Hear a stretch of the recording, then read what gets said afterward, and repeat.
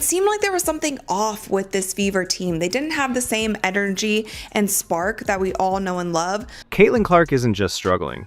She's being sabotaged. Indiana Fever fans entered the season with high hopes, but the reality has turned grim, fast. Behind the star power, beyond the cold shooting streaks and turnovers, there's something far more sinister unfolding. Not going to work for this team.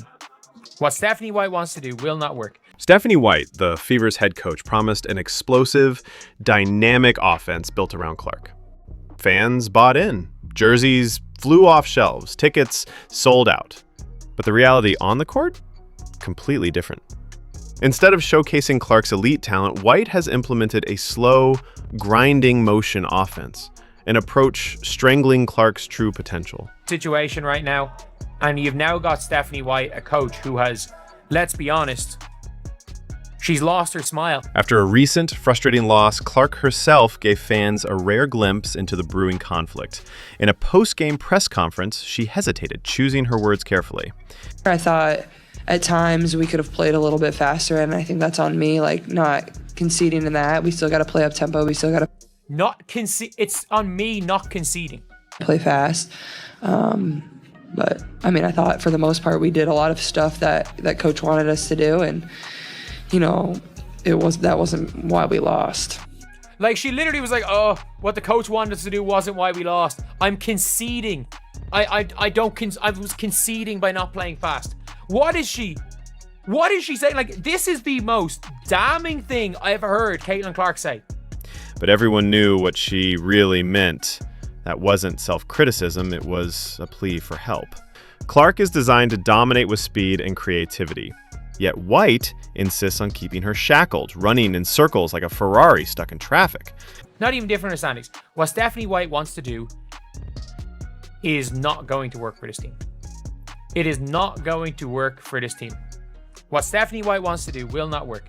And by the way, I'm not saying what Stephanie White wants to do is won't work in general. Won't work in general. Because it has worked. She's had success. But I'm saying what Stephanie White wants to do will not work for this team specifically. This isn't just about a mismatch in tactics. It's about a fundamental disconnect threatening to derail Clark's entire career. Each game, she battles two opponents, the team across from her and the system forced upon her. It's painful to watch. She's not just missing shots, she's second-guessing herself, hesitating, losing her edge. Meanwhile, the WNBA officials are failing to protect their star asset. Clark isn't just getting defended aggressively, she's getting targeted. Illegal screens, vicious elbows, constant physical punishment, all met with silence from referees. Every night feels like a twisted experiment. How much abuse can one player endure? What'd you say? Wait, what? Did you just tell me that Stephanie White went on an interview tour this whole entire offseason saying exactly that? Did you just tell me Stephanie White went on an interview? So how come when Caitlin Clark has a bad game, this team looks like absolute dog shit? How come when Caitlin Clark isn't busy backpacking this team, it looks like absolute dog shit, coach? Just a question. Just a question. What we saw today, folks, I feel bad for everybody that had to sit through that.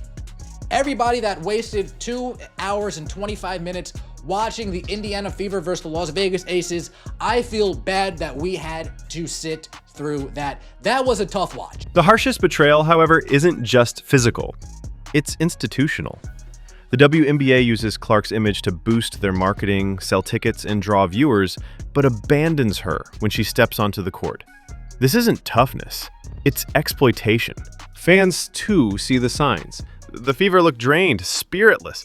This isn't just a bad stretch, it's a reflection of confusion, mismanagement, and frustration brewing beneath the surface. This is a regular season game. There's no player that's going to be that depressed about a loss. The emotion that she's having right now, that's emotion that you have when you lose a championship. But they didn't lose a championship. So it's only one other thing.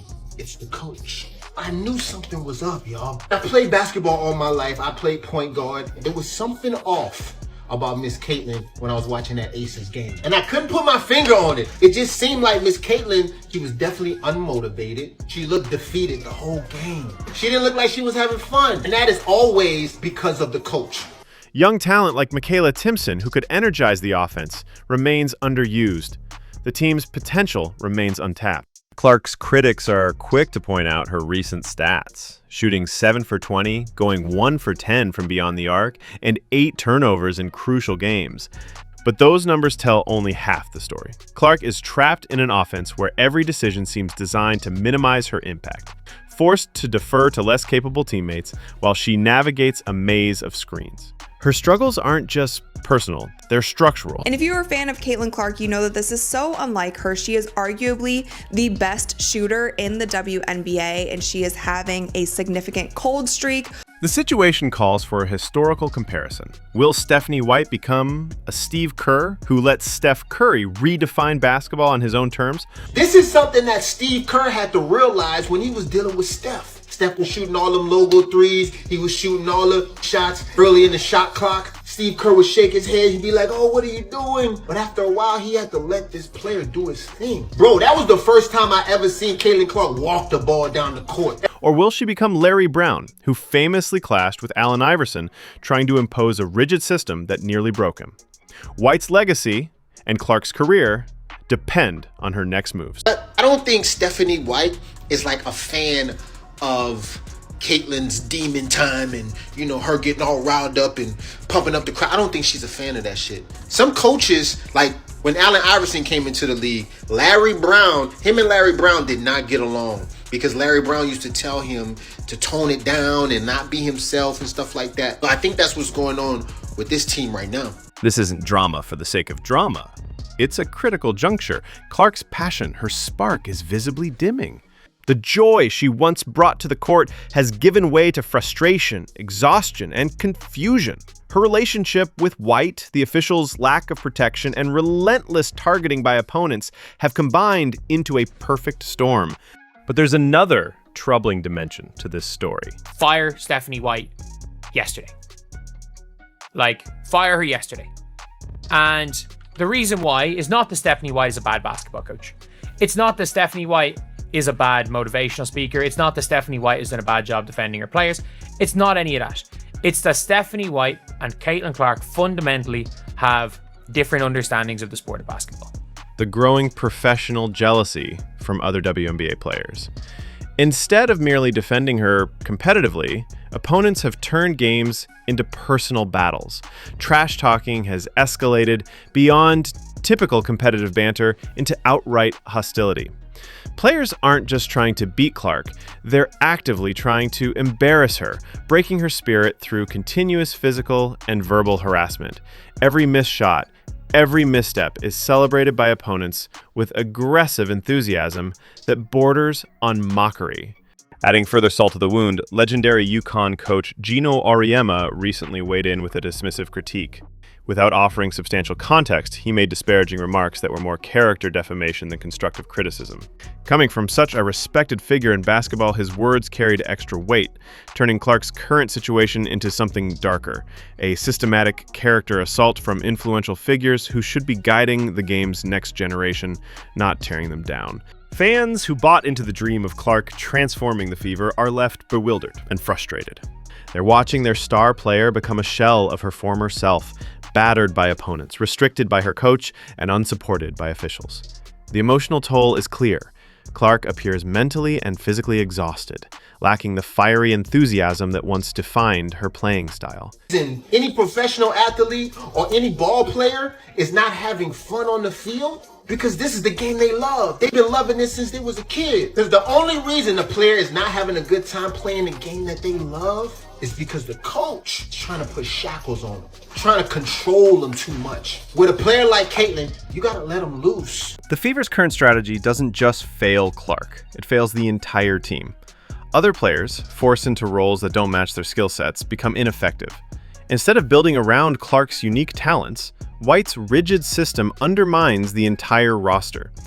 Players who thrive on speed and creativity find themselves stuck in positions of uncertainty, contributing to an overall sense of confusion and low morale. Because when I was watching that game, man, it just did not feel right. Like, she just looked like she was just so sad about playing. It felt like she was being forced to play a certain type. Immediate changes are essential. Clark must be freed from the tactical chains imposed by White. The Fever need to play with pace, allowing Clark's natural instincts to dictate play rather than suppressing them. Young players like Michaela Timpson should be given significant roles, injecting energy and dynamism back into the squad. Additionally, the WNBA needs to step in. The league must instruct referees to enforce rules uniformly, ensuring Clark's protection is prioritized, not just for fairness, but for the integrity of the game itself. Without intervention, the physical punishment she endures nightly could lead to a serious, career-threatening injury. It's not too late, but changes must happen immediately. Indiana Fever fans deserve better. The WNBA needs its brightest star shining, not suffering. Caitlin Clark deserves a system that maximizes her strengths, teammates who complement her talents, and a coach who understands the difference between strategic innovation and chaotic indecision. Without immediate change, Clark faces a stark reality. Leave Indiana or risk permanent damage to her career. Her departure wouldn't be failure, it would be survival. And if that happens, the Fever won't just lose a star, they'll lose the heart of their franchise.